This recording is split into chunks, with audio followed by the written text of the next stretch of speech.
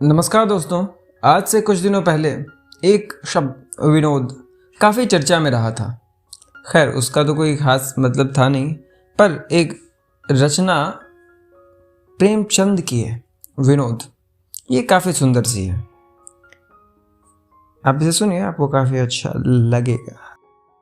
विद्यालय में विनोद की जितनी लीलाएं होती रहती थी वो यदि एकत्र की जा सकें तो मनोरंजन की बड़ी उत्तम सामग्री हाथ आए। वहाँ अधिकांश छात्र जीवन की चिंताओं से मुक्त रहते हैं, कितने ही तो परीक्षाओं की चिंता से भी बरी रहते हैं। वहाँ मटर गश्त करने, गप्पे उड़ाने और हंसी मजाक करने के सिवा उन्हें कोई और काम नहीं रहता। उनका क्रियाशील उत्साह कभी विद्यालय के नाट्य मंच पर प्रकट होता है, कभी विशेष उत्सवों के अवसर पर। उनका शेष समय अपने मित्रों के मनोरंजन में व्यतीत होता है। वहाँ जहाँ किसी महाशय ने किसी विभाग में विशेष उत्साह दिखाया, क्रिकेट, हॉकी, फुटबॉल को छोड़कर, और वह विनोद का लक्ष्य बना। अगर कोई महाशय बड़े धर्मनिष्ठ हैं, संध्या और हवन में तत्पर रहते हैं, बिना नागा नमाजें अदा करते हैं, तो उन्हें हास्य का लक्ष्य बनने में देर नहीं लगती। अगर किसी को पुस्तकों से प्रेम है, कोई परीक्षा के लिए बड़े उत्साह से तैयारियां करता है, तो समझ लीजिए कि उसकी मिट्टी खराब करने के लिए कहीं ना कहीं अवश्य षड्यंत्र रचा जा रहा है। सारांश यह है कि वहाँ निर्द्वंद, निरीह, खुले दिल आदमियों के लिए कोई बाधा नहीं, उनसे किसी को शिकायत नहीं होती, लेकिन मुल्लाओं और पंडितों की बड़ी दुर्गति होती है। महाशय चक्रधर इलाहाबाद के एक सुविख्यात विद्यालय के छात्र थे। एमए क्लास में दर्शन का अध्ययन करते थे, किंतु जैसा विद्वजनों का स्वभाव होता है, हंसी दिल लगी से कोसों दूर भागते थे। जातीयता के गर्व में चूर रहते थे। हिंदू आचार विचार की सरलता और पवित्रता पर मुग्ध थे। उन्हें नेकटाई, कॉलर, बास्केट आदि वस्त्रों से घृणा थी। सीधा सादा मोटा कुर्ता और चमरौधे जूते पहनते। प्रातःकाल नियमित रूप से संध्या हवन करके मस्तक पर चंदन का तिलक भी लगाया करते थे।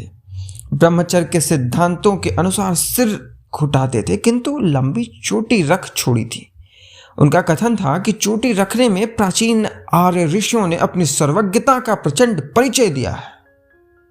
चोटी के द्वार शरीर की अनावश्यक उष्णता बाहर निकल जाती है और विद्युत प्रवाह शरीर में प्रविष्ट होता है। इतना ही नहीं, शिखा को ऋषियों ने हिंदू जातीयता का मुख्य लक्षण घोषित किया है। भोजन सदैव अपने हाथ से बनाते थे, और वह भी बहुत सुपाच्य और सूक्ष्म। उनकी धारणा थी कि आहार का मनुष्य के नैतिक विकास पर विशेष प्रभाव पड़ता है। विजातीय वस्तुओं को हे समझते थे, कभी क्रिकेट या हॉकी के पास ना फटकते थे। पाश्चात्य सभ्यता के तो वह शत्रु थे ही। यहाँ तक कि अंग्रेजी लिखने बोलने में भी उन्हें संकोच होता था, जिसका परिणाम यह था कि उनकी अंग्रेजी कमजोर थी और वह उसमें सीधा सा पत्र भी मुश्किल से लिख सकते थे। अगर उनको कोई व्यसन था तो पान खाने का। इसके गुणों का समर्थन और वैद्यक ग्रंथों से उसकी परिपुष्टि करते थे। विद्यालय के खिलाड़ियों को इतना धैर्य कहाँ कि ऐसा शिकार देखें और उस पर निशाना न मारें। आपस में कानाफूसी होने लगी कि इस जंगली को सीधे रास्ते पर लाना चाहिए। कैसा पंडित बना फिरता है, किसी को कुछ समझता ही नहीं, अपने सिवा सभी को जातीय भाव से हीन समझता है। इसकी ऐसी मिट्टी पलीद करो कि सारा पाखंड भूल जाए। संयोग से अवसर भी अच्छा मिल गया। कॉलेज खुलने के थोड़े ही दिनों बाद एक एंग्लो इंडियन रमणी दर्शन के क्लास में सम्मिलित हुई। वह कवि कल्पित सभी उपमाओं की आगार थी। सेब का सा खिला हुआ रंग, सुकोमल शरीर, सहास्य छवि और उस पर मनोहर वेशभूषा। छात्रों को विनोद का मसाला हाथ लग गया। लोग इतिहास और भाषा छोड़ छोड़कर दर्शन की कक्षा में प्रविष्ट होने लगे। सभी की आंखें उसी चंद्रमुखी की ओर चकोर की नाई लगी रहती थी। सब उसकी कृपा कटाक्ष के अभिलाषी थे। सभी उसकी मधुर वाणी सुनने के लिए ललायित थे। किंतु प्रकृति का जैसा नियम है, आचारशील हृदयों पर प्रेम का जादू जब चल जाता है तब वारा न्यारा करके ही छोड़ता है। और लोग तो आंखों ही सेकने में मग्न रहा करते थे, किंतु पंडित चक्रधर प्रेम वेदना से विकल और सत्य अनुराग से उन्मत्त हो उठे। रमणी के मुख की ओर ताकते भी झेपते थे कि कहीं किसी की निगाह ना पड़ जाए, तो इस तिलक और शिखा की फब्तियां उड़ने लगे। जब अवसर पाते तो अत्यंत विनम्र, सचेष्ट, आतुर और अनुरक्त नेत्रों से देख लेते, किंतु आंखें चुराए हुए और सिर झुकाए हुए कि कहीं अपना पर्दा ना खुल जाए, दीवार से कानों को खबर ना हो जाए। मगर दाई से पेट कहाँ छिप सकता है। ताड़ने वाले ताड़ गए। यारों ने पंडित जी की मोहब्बत की निगाह पहचान ही ली। मुंह मांगे मुराद पाई, बाछें खिल गई। दो महाशयों ने उनसे घनिष्ठता बढ़ानी शुरू कर दी, मैत्री को संगठित करने लगे। जब समझ गए कि इन पर हमारा विश्वास जम गया, शिकार पर वार करने का अवसर आ गया, तो एक रोज दोनों ने बैठकर लेडियों की शैली में पंडित जी का नाम एक पत्र लिखा।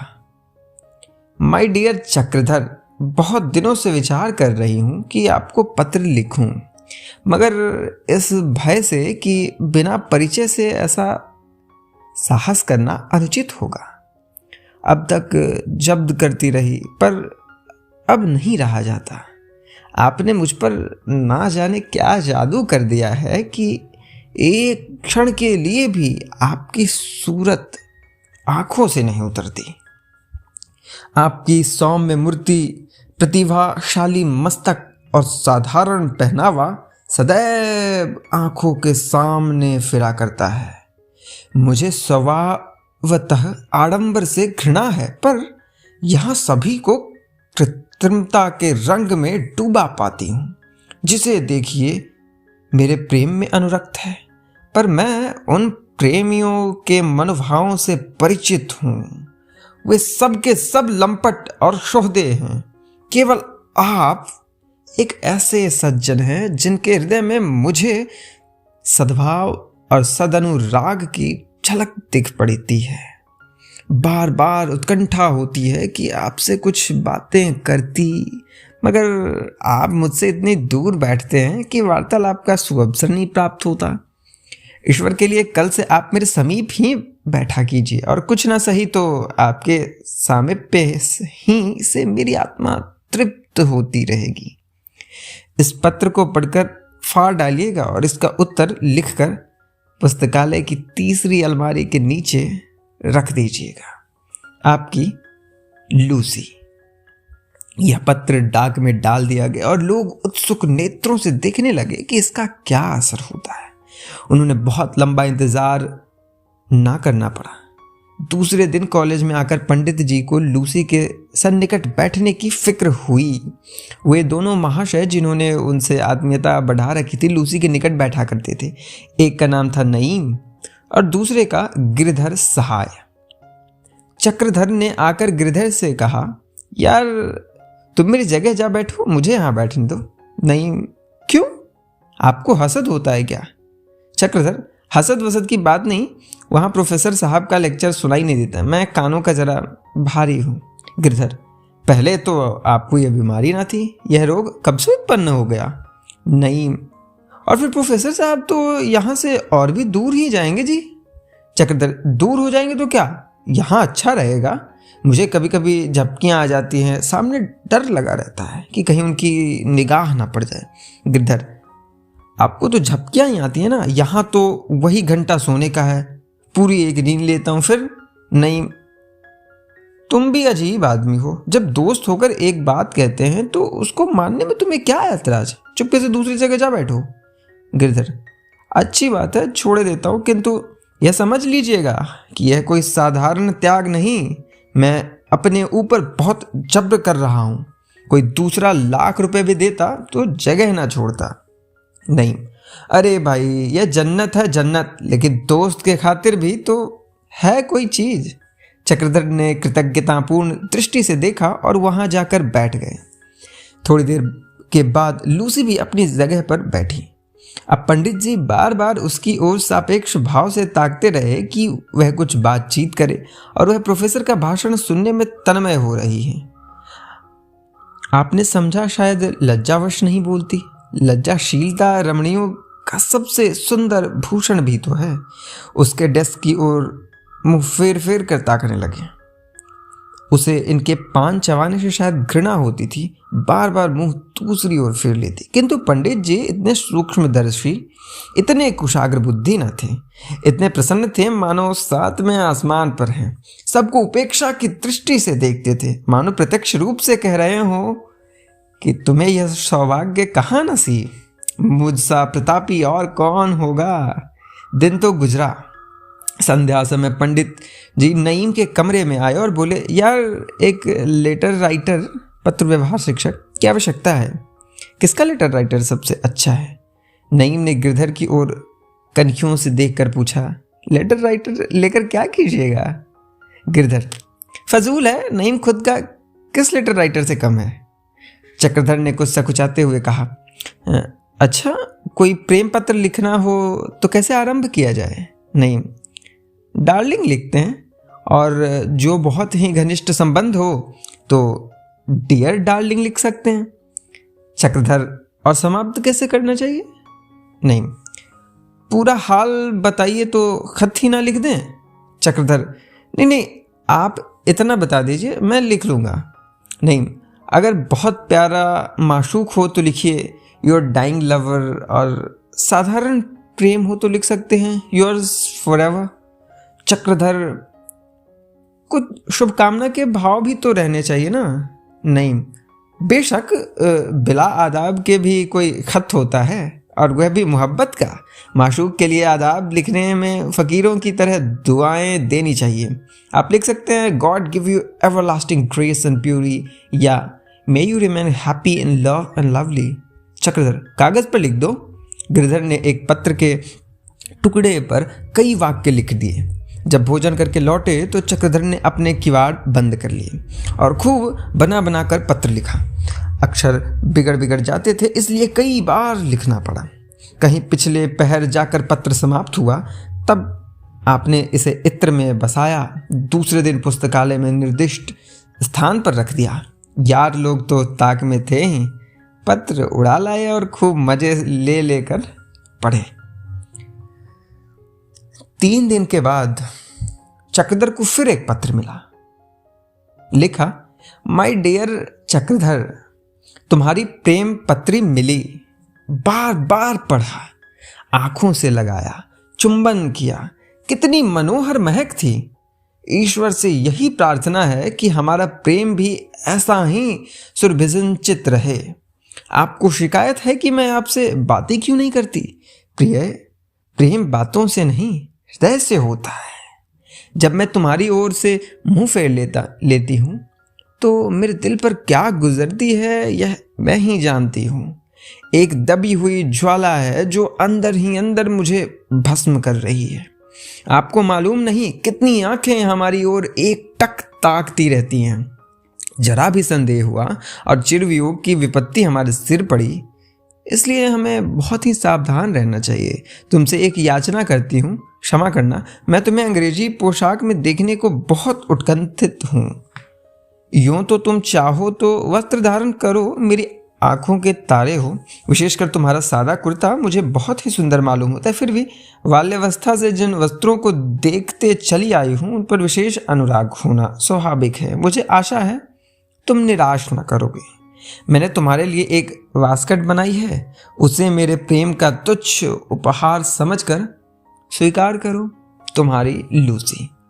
पत्र के साथ एक छोटा सा पैकेट था। वास्कट उसी में बंद था। यारों ने आपस में चंदा करके बड़ी उदारता से उसका मूलधन एकत्र किया था। उस पर सेंट से भी अधिक लाभ होने की संभावना थी। पंडित चक्रधर उक्त उपहार और पत्र पाकर इतने प्रसन्न हुए, इसका ठिकाना नहीं। उसे लेकर सारे छात्रावास में चक्कर लगाए। मित्रवृंद देखते थे, उसकी काट छांट की सराहना करते थे, तारीफों के पुल बांधते थे, उसके मूल्य का अतिशयोक्तिपूर्ण अनुमान करते थे।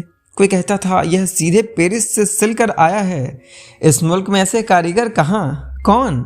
अगर कोई इस टक्कर का वास्कट सिलवा दे तो 100 रुपए की बाजी बदला। पर वास्तव में उसके कपड़े का रंग इतना गहरा था कि कोई सुरुचि रखने वाला मनुष्य उसे पहनना पसंद ना करता। चक्रधर को लोगों ने पूर्व मुख करके खड़ा किया और फिर शुभ मुहूर्त में वह बास्केट उन्हें पहनाया। आप फूले न समाते थे। कोई इधर से जाकर कहता, भाई तुम तो बिल्कुल पहचाने नहीं जाते, चोला ही बदल डाला।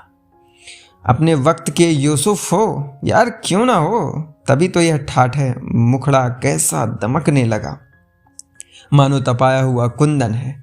अजी एक वास्कट पर यह जीवन है, कहीं पूरा अंग्रेजी सूट पहन लो तो ना जाने क्या गजब हो जाए, सारी मिसें लोटपोट हो जाएं, गला छुड़ाना मुश्किल हो जाए। आखिर सलाह हुई कि उनके लिए एक अंग्रेजी सूट बनवाना चाहिए। इस कला के विशेषज्ञ उनके साथ गुट बांधकर सूट सिलवाने चले।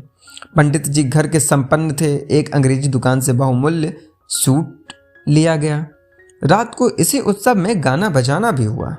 दूसरे दिन 10 बजे लोगों ने पंडित जी को सूट पहनाया।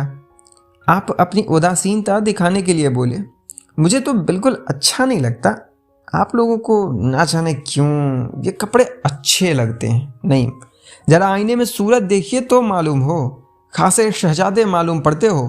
तुम्हारे हुस्न पर मुझे तो रस्क है। खुदा ने तो आपको ऐसी सूरत दी और उसे आप मोटे कपड़ों में छिपाए हुए थे। चक्रधर को नेकटाई बांधने का ज्ञान न था कि बोले, भाई इसे तो ठीक कर दो। गिरधर सहाय ने नेकटाई इतनी कसकर बांधी कि पंडित जी को सांस लेना भी मुश्किल हो गया। बोले, यार बहुत तंग है गिरधर, इसका फैशन ही यह है, हम क्या करें, ढीली टाई ऐब में दाखिल है। नहीं, इन्होंने तो फिर भी बहुत ढीली रखी है, मैं तो और भी कसकर बांधता हूँ। चक्रधर, अजी यहाँ तो दम घुट रहा है। नहीं, और टाई की मंशा ही क्या है, इसलिए तो बांधी जाती है कि आदमी बहुत जोर जोर से सांस ना ले सके। चक्रधर के प्राण संकट में थे, आंखें सजल हो रही थी, चेहरा सुर्ख हो गया था, मगर टाई को ढीला करने की हिम्मत ना पड़ती थी। इस सजधज से आप कॉलेज चले तो मित्रों का एक गोल सम्मान का भाव दिखता आपके पीछे पीछे चला, मानो बारातियों का समूह है। एक दूसरे की तरफ ताकता और रूमाल मुंह में देकर हंसता था। मगर पंडित जी को क्या खबर, वह तो अपनी धुन में मस्त थे। अकड़ अकड़ कर चलते हुए आकर क्लास में बैठ गए। थोड़ी देर बाद लूसी भी आई। पंडित का यह वेश देखा तो चकित हो गई। उसके अधरों पर मुस्कान की एक अपूर्व रेखा अंकित हो गई। पंडित जी ने समझा यह उसके उल्लास का चिन्ह है। बार बार मुस्कराकर उसकी ओर ताकने और रहस्यपूर्ण भाव से देखने लगे, किंतु वह लेश मात्र भी ध्यान न देती थी। पंडित जी की जीवनचर्या, धर्मोत्साह और जातीय प्रेम में बड़े वेग से परिवर्तन होने लगे। सबसे पहले शिखा पर छुरा फिरा, अंग्रेजी फैशन के बाल कटवाए गए। लोगों ने कहा, यह क्या महाशय, आप तो फरमाते थे कि शिखा द्वारा विद्युत प्रवाह शरीर में प्रवेश करता है, अब किस मार्ग से जाएगा? पंडित जी ने दार्शनिक भाव से मुस्कुराकर कहा, मैं तुम लोगों को उल्लू बनाता था, क्या मैं इतना भी नहीं जानता कि यह सब पाखंड है? मुझे अंतःकरण से इस पर विश्वास नहीं कब था, आप लोगों को चकमा देना चाहता था। नहीं वल्लाह, आप एक ही झांसेबाज निकले। हम लोग आपको बछिया के ताऊ ही समझते थे, मगर आप तो 8 गांठ को मैत निकले। चक्रधर देखता कि लोग कहते क्या हैं। शिखा के साथ साथ संध्या और हवन की भी इतिश्री हो गई। हवन कुंड कमरे में चारपाई के नीचे फेंक दिया गया। कुछ दिनों के बाद सिगरेट के जले हुए टुकड़े रखने का काम देने लगा। जिस पर आसन पर बैठकर हवन किया करते थे वह पैदान बना। अब प्रतिदिन साबुन रगड़ते, बालों में कंघी करते और सिगार पीते। यार उन्हें चंग पर चढ़ाए रहते थे। यह प्रस्ताव हुआ कि इस चंडुल से बास्केट के रुपए वसूल करने चाहिए, मैं सूद के। फिर क्या था, लूसी का एक पत्र आ गया। आपके रूपांतर से मुझे जितना आनंद हुआ उसे शब्दों में नहीं प्रकट कर सकती। आपसे मुझे ऐसी ही आशा थी। अब आप इस योग्य हो गए हैं कि कोई यूरोपियन लेडी आपके सहवास में अपना अपमान नहीं समझ सकती। अब आपसे प्रार्थना केवल यही है कि मुझे अपने अनंत और अविरल प्रेम का कोई चिन्ह प्रदान कीजिए, जिसे मैं सदैव अपने पास रखूं। मैं कोई बहुमूल्य वस्तु नहीं, केवल प्रेमोपहार चाहती हूँ। चक्रधर ने मित्रों से पूछा, अपनी पत्नी के लिए कुछ सौगात भेजना चाहता हूँ, क्या भेजना उचित होगा? नहीं जनाब, यह तो उसकी तालीम और मिजाज पर मुनहसर है। अगर वह नए फैशन की लेडी है, कोई बेशकीमती सुबुक वजहदार चीज़ या ऐसे ही कई चीज़ें भेजिए, मसलन रुमाल, रिस्ट वॉच, लवेंडर की शीशी, फंसी कंघी, आईना, लॉकेट, क्रूस वगैरह। और खुदा न खास्ता अगर गंवारिन है तो किसी दूसरे आदमी से पूछिए, मुझे गंवारियों के मिजाज का इल्म नहीं है। चक्रधर, जनाब अंग्रेजी पढ़ी हुई है, बड़े ऊंचे ख़ानदान की है। नहीं तो फिर मेरी सलाह पर अमल कीजिए। संध्या समय मित्रगण चक्रधर के साथ बाजार गए और ढेर की ढेर चीज़ें बटोर लाए। सब की सब ऊंचे दर्जे की, कोई 75 रुपये खर्च हुए, मगर पंडित जी ने उफ तक ना किया, हंसते हुए रुपए निकाले। लौटते वक्त नईम ने कहा, अफसोस हमें ऐसी खुशमिजाज बीवी ना मिली। गिरधर, जहर खा लो जहर। नहीं भाई, दोस्ती के माने तो यही है कि एक बार हमें भी उनकी जियारत हो। क्यों पंडित जी, आप इसमें कोई हरज समझते हैं? गिरधर, खैर खुदा उन्हें जल्द दुनिया से नजात दे। रातों रात पैकेट बना और प्रातःकाल पंडित जी उसे ले जाकर लाइब्रेरी में रखा है। लाइब्रेरी सवेरे ही खुल जाती थी, कोई अड़चन ना हुई। उन्होंने इधर मुंह फेरा, उधर यारों ने माल उड़ाया और चंपत हुए। नईम के कमरे में चंदे के हिसाब से हिस्सा बांट हुआ। किसी ने घड़ी पाई, किसी ने रुमाल, किसी ने कुछ। 1 रुपए के बदले 5-5 रुपए हाथ लगे। प्रेमी जन का धैर्य अपार होता है। निराशा पर निराशा होती है, पर धैर्य हाथ से नहीं छूटता।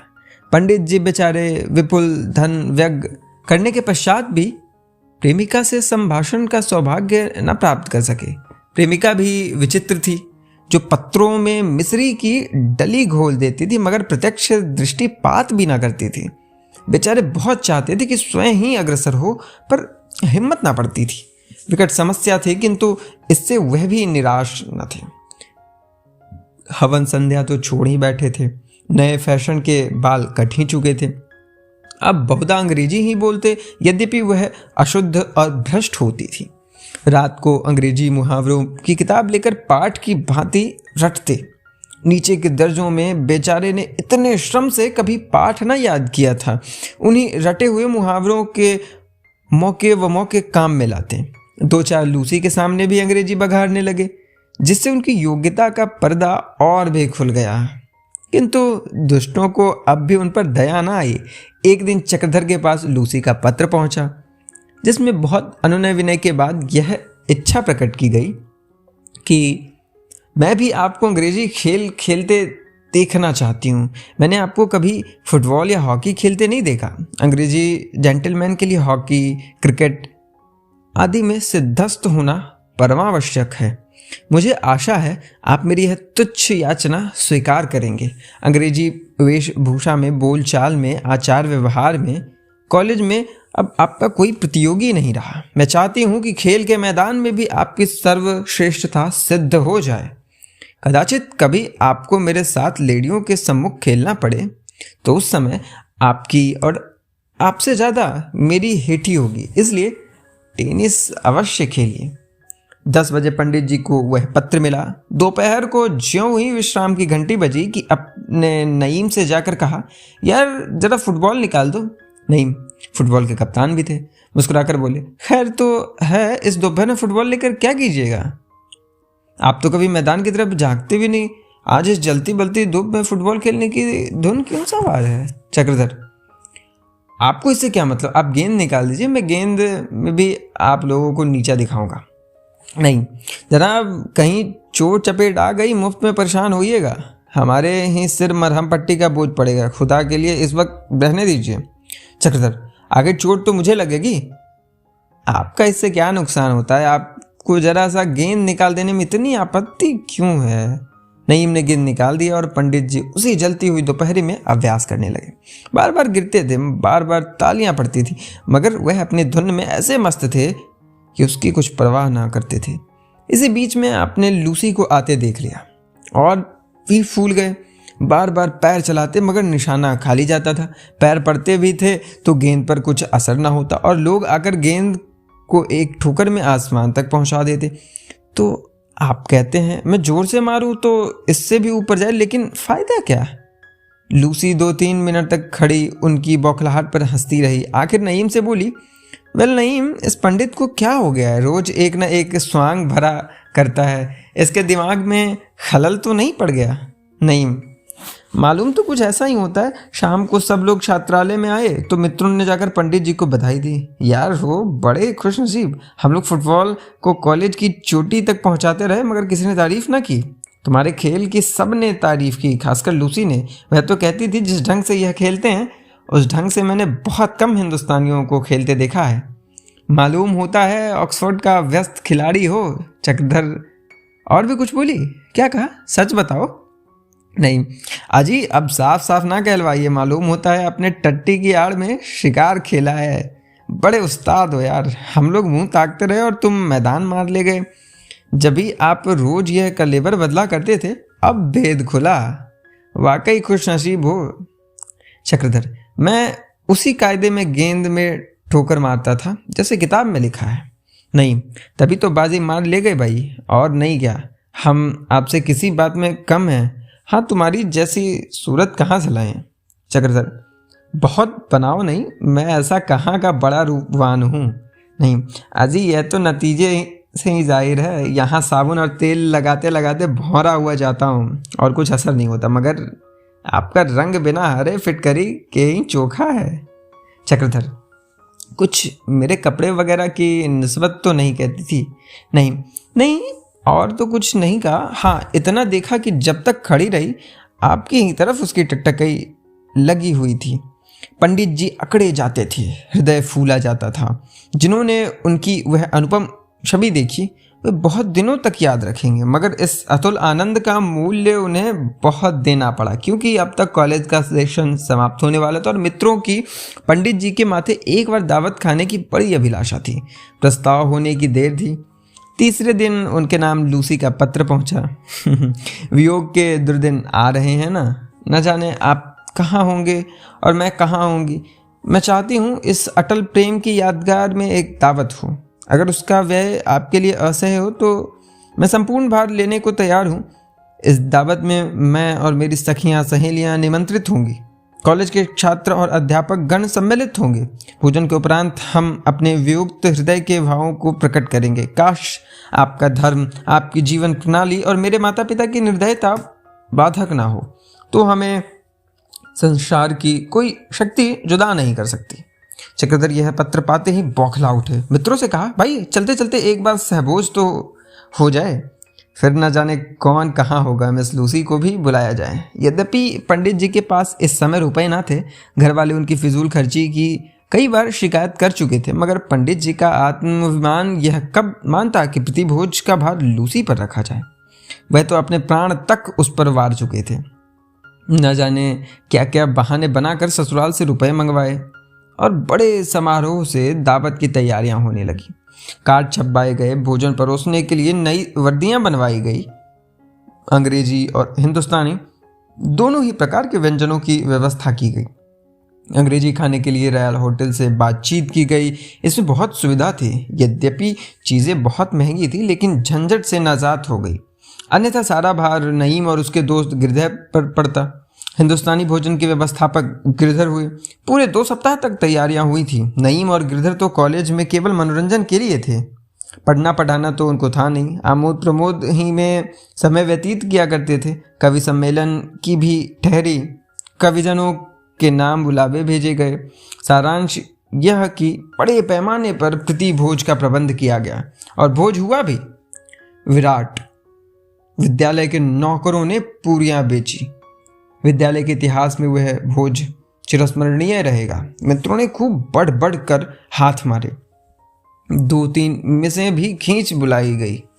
मिर्ज़ा नईम लूसी को घेर घार कर ले ही आए। इसने भोजन को और भी रसमय बना दिया। किंतु शोक, महाशोक, इस भोज का परिणाम अभागे चक्रधर के लिए कल्याणकारी ना हुआ।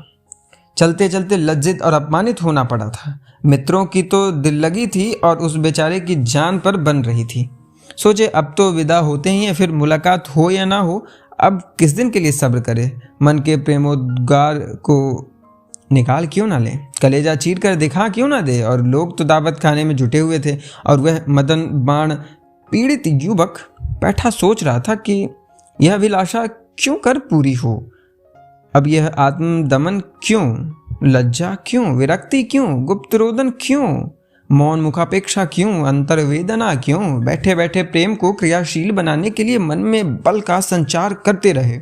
कभी देवताओं का स्मरण करते, कभी ईश्वर को अपनी भक्ति की याद दिलाते अवसर की ताक में इस भांति बैठे थे जैसे बगुला मेढक की ताक में बैठता है। भोज समाप्त हो गया। पान इलायची बट चुकी, योग वार्ता हो चुकी। मिस लूसी अपनी श्रवण मधुर वाणी से हृदयों में हाहाकार मचा चुकी और भोजशाला से निकलकर बाइसिकल पर बैठी। उधर कवि सम्मेलन से इस तरह मिसरा पढ़ा गया, कोई दीवाना बनाए कोई दीवाना बने। इधर चक्रधर चुपके से लूसी के पीछे हो लिए और साइकिल को भयंकर वेग से दौड़ाते हुए उसे आधे रास्ते में जा पकड़ा। वह उन्हें इस व्यग्रता से दौड़े आते देखकर सहम उठी कि कोई दुर्घटना तो नहीं हो गई। बोली, वेल पंडित जी, क्या बात है, आप इतने बदहवास क्यों हैं, कुशल तो है? चक्रधर का गला भराया, कंपित स्वर से बोले, अब आपसे सदैव के लिए विछुड़ ही जाऊंगा। यह कठिन विरह पीड़ा कैसी सही जाएगी? मुझे तो शंका है कहीं पागल ना हो जाऊं। लूसी ने विस्मित होकर पूछा, आपकी मंशा क्या है, आप बीमार है क्या? चक्रधर, डियर डार्लिंग, तुम पूछती हो बीमार हूँ? मैं मर रहा हूँ, प्राण निकल चुके हैं, केवल प्रेम अभिलाषा का अवलंबन है। यह कहकर आपने उसका हाथ पकड़ना चाहा। वह उनका उन्माद देकर भयभीत हो गई। क्रोध में आकर बोली, आप मुझे यहाँ रोककर मेरा अपमान कर रहे हैं, इसके लिए आपको पछताना पड़ेगा। चक्रधर, लूसी देखो, चलते चलते दिन निष्ठुरता ना करो। मैंने ये विरह के दिन किस तरह काटे हैं सो मेरा दिल ही जानता है। मैं ही ऐसा बेहाया हूँ कि अब तक जीता हूँ, दूसरा होता तो अब तक चल बसा होता। बस केवल तुम्हारी सुधामयी पत्रिकाएं ही मेरे जीवन का एकमात्र आधार थीं। लूसी, मेरी पत्रिकाएं? कैसी? मैंने आपको कब पत्र लिखे? आप कोई नशा तो नहीं खा आए हैं? चक्रधर, डियर डार्लिंग, इतनी जल्दी न भूल जाओ, इतनी निर्दयता ना दिखाओ। तुम्हारे वो प्रेम पत्र जो तुमने मुझे लिखे हैं मेरे जीवन की सबसे बड़ी संपत्ति रहेंगे। तुम्हारे अनुरोध से मैंने यह वेश धारण किया, अपना संध्या हवन छोड़ा, यह आचार व्यवहार ग्रहण किया। देखो तो जरा मेरे हृदय पर हाथ रखकर कैसी धड़कन हो रही है, मालूम होता है बाहर निकल पड़ेगा। तुम्हारा यह कुटिल हाथ से मेरे प्राण ही लेकर छोड़ेगा, मेरी अभिलाषाओं को। लूसी, तुम भांग तो नहीं खाए हो? किसी ने तुम्हें चकमा तो नहीं दिया? मैं तुम्हें प्रेम पत्र लिखती? हाँ, जरा अपनी सूरत तो देखो, खासे बेनैले सुअर मालूम होते हो। किंडू पंडित जी अभी तक यही समझ रहे थे कि यह मुझसे विनोद कर रही है। उसका हाथ पकड़ने की चेष्टा करके बोले, प्रिय, बहुत दिनों के बाद यह सुअवसर मिला है, अब ना भागने पाओगी। लूसी का अब क्रोध आ गया। उसने जोर से एक चांटा उनको लगाया और सिंगनी की भांति गरज कर बोली, यू ब्लडी, हट जा रास्ते से, नहीं तो अभी पुलिस को बुलाती हूँ, रास्कल। पंडित जी चांटा खाकर चौंधिया गए। आंखों के सामने अंधेरा छा गया। मानसिक आघात पर यह शारीरिक वज्रपात, यह दोहरी विपत्ति। वह तो चांटा मारकर हवा हो गई और यह वहीं जमीन पर बैठकर इस संपूर्ण वृतांत का मनी मन आलोचना करने लगे।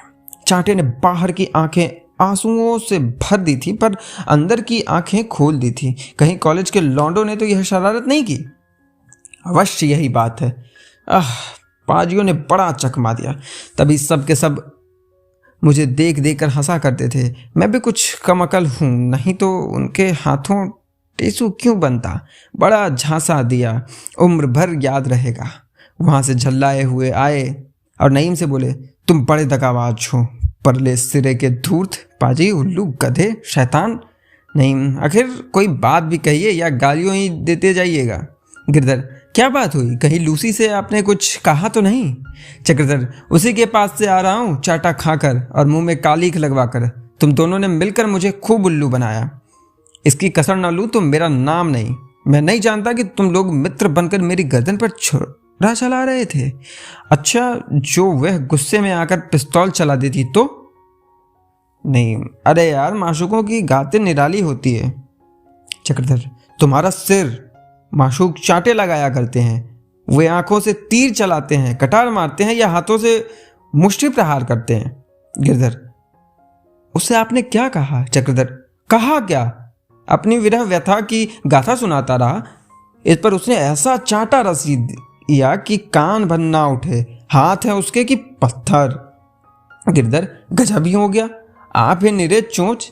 भले आदमी, इतनी मोटी बुद्धि है तुम्हारी। हम क्या जानते थे कि आप ऐसे छिछोरे हैं? नहीं तो मजाक ही क्यों करते? कब आपके साथ हम लोगों पर भी आफत आई। कहीं उसने प्रिंसिपल से शिकायत कर दी तो न इधर के हुए ना उधर के। और जो कहीं आपने किसी अंग्रेज आशना से कहा तो जान के लाले पड़ जाएंगे। बड़े बेवकूफ हो यार। नीचे चोच हो, इतना भी नहीं समझे कि वह सब दिल लगी थी। ऐसे बड़े खूबसूरत भी तो नहीं हो। चक्रधर, दिल लगी तुम्हारे लिए थी, मेरी तो मौत हो गई। चिड़िया जान ले गई, लड़कों का खेल हुआ। अब चुपके से मेरे 500 रुपये लौटा दीजिए, नहीं तो गर्दन ही तोड़ दूंगा। नहीं, रुपए को बदले खिदमत चाहे ले लो। कहो तुम्हारी हजामत बना दूं, जूते साफ कर दें, सिर सहला दें, बस खाना देते जाना। कसम ले लो, जो जिंदगी भर कहीं जाऊं या तरक्की के लिए कहूं, माँ बाप के सिरे से तो बोझ टल जाएगा। चक्रधर, मत जले पर नमक छिड़को जी। आपके आप गए, मुझे ले डूबे। तुम्हारी तो अंग्रेजी अच्छी है, लोट पोट कर निकल जाओगे। मैं तो पास भी ना होऊंगा। बदनाम हुआ है अलग, 500 की चपत भी पड़ी। यह दिल लगी है कि गला काटना। खैर, समझूंगा, और चाहे मैं ना समझूं पर ईश्वर जरूर समझेंगे। नहीं, गलती हुई भाई, मुझे अब खुद इसका अफसोस है। गिरधर, खैर, रोने धोने का अभी बहुत मौका है। अब यह बतलाइए कि लूसी ने प्रिंसिपल से कह दिया तो क्या नतीजा होगा? तीनों आदमी निकाल दिए जाएंगे, नौकरी से भी हाथ धोना पड़ेगा। फिर? चक्रधर, मैं तो प्रिंसिपल से तुम लोगों की सारी कलई खोल दूंगा। नहीं, क्यों यार, दोस्ती की यही माने हैं? चक्रधर, जी हाँ, आप जैसे दोस्तों की यही सजा है। उधर तो रात भर मुशायरों का बाजार गर्म रहा और इधर यह त्रिमूर्ति बैठी प्राण रक्षा के उपाय सोच रही थी। प्रिंसिपल के कानों तक बात पहुंची और आफत आई। अंग्रेज वाली बात है ना जाने क्या कर बैठे। आखिर बहुत वाद विवाद के पश्चात वह निश्चित हुआ कि नईम और गिरधर प्रातः काल मिस लूसी के बंगले पर जाएं, उससे क्षमा याचना करें और इस अपमान के लिए वह जो प्रायश्चित कहे उसे स्वीकार करें। चक्रधर, मैं एक कौड़ी ना दूंगा। नईम, ना देना भाई, हमारी जान तो है ना। गिरधर, जान लेकर वह चाटेगी? पहले रुपए की फिक्र कर लो, वह बिना तावान लिए ना मानेगी। नहीं भाई चक्रधर, खुदा के लिए इस वक्त दिल ना छोटा करो, नहीं तो हम तीनों की मिट्टी खराब होगी। जो कुछ हुआ उसे माफ़ करो, अब फिर ऐसी खता ना होगी। चक्रधर, यही ना होगा, निकाल दिया जाऊंगा, दुकान खोल लूंगा, तुम्हारी मिट्टी खराब होगी, इस शरारत का मजा चखोगे। ओह, कैसा चकमा दिया। बहुत खुशामद और चिरौरी के बाद देवता सीधे हुए। प्रातःकाल नईम लूसी के बंगले पर पहुंचे। वहां मालूम हुआ कि वह प्रिंसिपल के बंगले पर गई है। अब काटो तो बदन में लहू नहीं था। या अली, तुम्हें मुश्किल को आसान करने वाले हो और अब जान की खैर नहीं। प्रिंसिपल ने सुना तो कच्चा ही खा जाएगा, नमक तक न मांगेगा। इस कमबख्त पंडित की बदौलत अजाब में जान पर फंसी है। इस बेहूदे को सूझी क्या, चला नाज़नीन से इश्क जताने। बनबिलास की सी तो आपकी सूरत है और खब्द यह है कि माहरू मुझ पर रीझ गई। हमें भी अपने साथ डुबोए देता है। कहीं लूसी से रास्ते में मुलाकात हो गई तो शायद आरजू मिन्नत करने से मान जाए, लेकिन जो वहां पहुंच चुकी तो फिर कोई उम्मीद नहीं। वह फिर पैर गाड़ी पर बैठे और बेतहाशा प्रिंसिपल के बंगले की तरफ भागे। ऐसे तेज जा रहे थे मानो पीछे मौत आ रही। जरा सी ठोकर लगती तो हड्डी पसली चूर चूर हो जाती, पर शोक, कहीं लूसी का पता नहीं। आधा रास्ता निकल गया और लूसी के घर तक ना नजर आई। नैराश्य ने गति को मंद कर दिया, पर हिम्मत करके चले। बंगले के द्वार पर भी मिल गई तो जान बच जाएगी। सहसा लूसी दिखाई दी। नईम के पैरों को और भी तेज चलना शुरू किया। वह प्रिंसिपल के बंगले के दरवाजे पर पहुंच चुकी थी। एक सेकंड में वारा न्यारा होता था। नाव डूबती थी या पार जाती थी। हृदय उछल उछल कर कंठ तक आ रहा था। जोर से पुकारा, miss Turner, hello miss Turner, जरा ठहर जाओ। लूसी ने पीछे फिर कर देखा। नईम को पहचान कर ठहर गई और बोली, मुझसे उस पंडित की सिफारिश करने तो नहीं आए हो? मैं प्रिंसिपल से उसकी शिकायत करने जा रही हूँ। नहीं, तो पहले मुझे और गिरधर दोनों को गोली मार दो, फिर जाना। लूसी, बेहाय लोगों पर गोली का असर नहीं होता। उसने मुझे बहुत इंसल्ट किया है। नहीं लूसी, तुम्हारे कसूरवार हम ही दोनों हैं। वह बेचारा पंडित तो हमारे हाथ का खिलौना था। सारी शरारत हम लोगों की थी, कसम तुम्हारे सिर की। लूसी, लवन धन निर्जन इवल। नहीं, हम दोनों उसे दिल बहलाव का एक स्वांग बनाए हुए थे। उसकी हमें ज़रा भी खबर न थी कि वह तुम्हें छेड़ने लगेगा। हम तो समझते थे कि उसमें इतनी हिम्मत ही नहीं। खुदा के लिए मुआफ़ करो, वरना हम तीनों का खून तुम्हारी गर्दन पर होगा। लूसी, खैर तुम कहते हो तो प्रिंसिपल से ना कहूँगी, लेकिन शर्त यह है कि पंडित मेरे सामने 20 मरतबा कान पकड़कर उठे बैठे और मुझे कम से कम 200 रुपये तावान दे। नहीं लूसी, इतनी बेरहमी ना करो। यह समझो उस गरीब के दिल पर क्या गुजर रही होगी। काश अगर तुम इतनी हसीन ना होती। लूसी मुस्कुरा कर बोली, खुशामदा करना कोई तुमसे सीख ले। नहीं तो अब वापस चलो। लूसी, मेरे दोनों शर्तें मंजूर करते हो ना? नहीं, तुम्हारी दूसरी शर्त तो हम सब मिलकर पूरी कर देंगे, लेकिन पहली शर्त सख्त है। बेचारा जहर खाकर मर जाएगा। हाँ, उसके एवज में मैं 50 दफ़ा कान पकड़कर उठ बैठ सकता हूँ। लूसी, तुम छटे हुए शोहदे हो, तुम्हें शर्म कहाँ? मैं उसी को सजा देना चाहती हूँ। बदमाश मेरा हाथ पकड़ना चाहता था। नहीं, जरा भी रहम ना करोगी? लूसी, नहीं, 100 बार नहीं। नहीं, लूसी को साथ लाए। पंडित के सामने दोनों शर्तें रखी गई तो बेचारा बिलबिला उठा। लूसी के पैरों पर गिर पड़ा और सिसक सिसक कर रोने लगा। नईम और गिरधर भी अपने कुकृत्य पर लज्जित हुए। अंत में लूसी को दया आई। बोली, अच्छा, इन दोनों में से कोई एक शर्त मंजूर कर लो तो मुआफ़ कर दूं। लोगों को पूरा विश्वास था कि चक्रधर रुपए वाली ही शर्त स्वीकार करेंगे। लूसी के सामने वह कभी कान पकड़कर उठा बैठी ना करेंगे। इसलिए जब चक्रधर ने कहा, मैं रुपए तो ना दूंगा, हाँ 20 की जगह 40 बार उठा बैठी कर लूँगा, तो सब लोग चकित हो गए। नईम ने कहा, यार क्यों हम लोगों को जलील करते हो? रुपए क्यों नहीं देते? चक्रधर, रुपए बहुत खर्च कर चुका, अब इस चुड़ैल के लिए कानी कौड़ी तो खर्च करूँगा नहीं, 200 बहुत होते हैं। इसने समझा होगा चलकर मज़े से 200 रुपये मार लाऊंगी और गुलछर्रे उड़ाऊंगी। यह ना होगा, अब तक रुपए खर्च करके अपनी हंसी कराई है, अब बिना खर्च किए हंसी कराऊंगा। मेरे पैरों में दर्द हो बला से, सब लोग हंसे बला से, पर इसकी मुट्ठी तो ना गर्म होगी। ये कहकर चक्रधर ने कुर्ता उतार फेंका, धोती ऊपर चढ़ा ली और बरामदे से नीचे मैदान में उतरकर उठा बैठी करने लगे। मुखमंडल क्रोध से तमतमाता हुआ था, पर वह बैठकें लगाए जाते थे। मालूम होता था कोई पहलवान अपना कर्तव्य दिखा रहा है। पंडित ने अगर बुद्धिमता का कभी परिचय दिया तो इसी अवसर पर। सब लोग खड़े थे, पर किसी के होठों पर हंसी न थी। सब लोग दिल में कटे जाते थे। यहाँ तक कि लूसी को भी सिर उठाने का साहस न होता था। सिर गड़ाए बैठी थी। शायद उसे खेद हो रहा था कि मैंने नाहक यह दंड योजना की। 20 बार उठते बैठते कितनी देर लगती है?